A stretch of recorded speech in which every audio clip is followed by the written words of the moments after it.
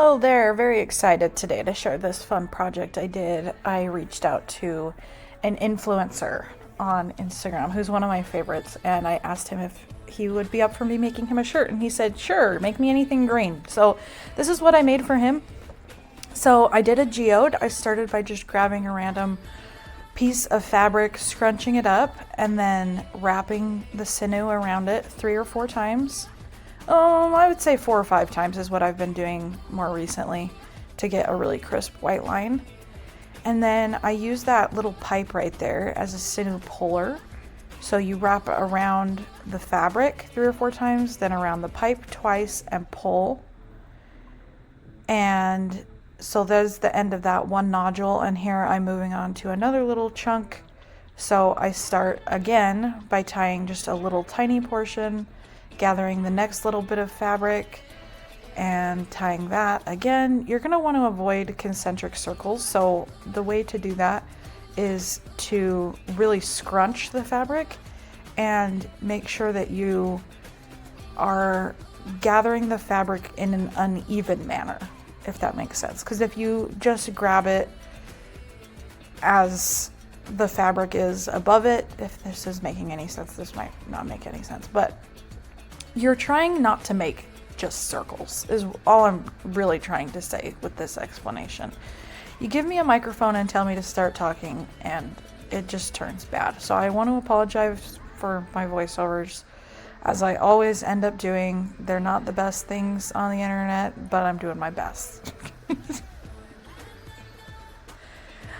Here you can see I'm just continuing to do that. Hopefully by watching it over and over and over again, you can kind of start to pick up on what I'm trying to say here. Another thing too with geodes is you want to make sure the placement isn't over like the chest area or anything like that.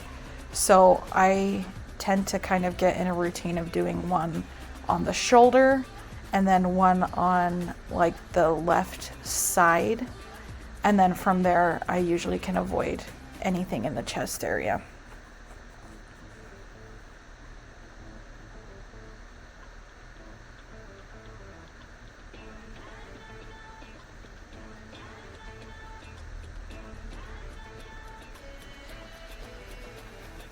And you're just going to want to keep tying nodules until it's all the way tied. Some people like to do these a little bit looser or not as many nodules. You can really play around with it and find your own style. I mix it up every time. I don't typically do the same thing every time. And the more you do it, the more you will learn what you prefer and what looks best on what types of fabric and stuff like that. This shirt is just a 100% cotton t-shirt. It was soda ash soaked and then it's dried after having been soaked. All right, so then I put this shirt in a little container here, a little mixing bowl, and then I put the ice on top of it. First color I used was seafoam. We're gonna sprinkle the seafoam on there just a little tiny bit, and spearmint.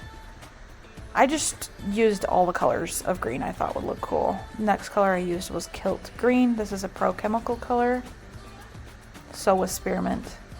And loden. This is also a Prochemical color. Blue green. This is a Dharma color. I believe it's called better blue green now.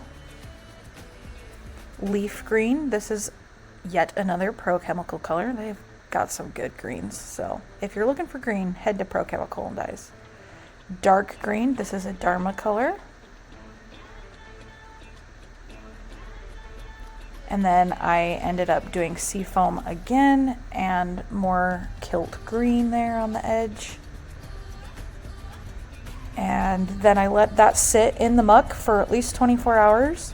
And here I am rinsing it all out. And I just rinse until I can get the water to run relatively cool with the cool water. And I start to unwrap it as the cool water is rinsing it.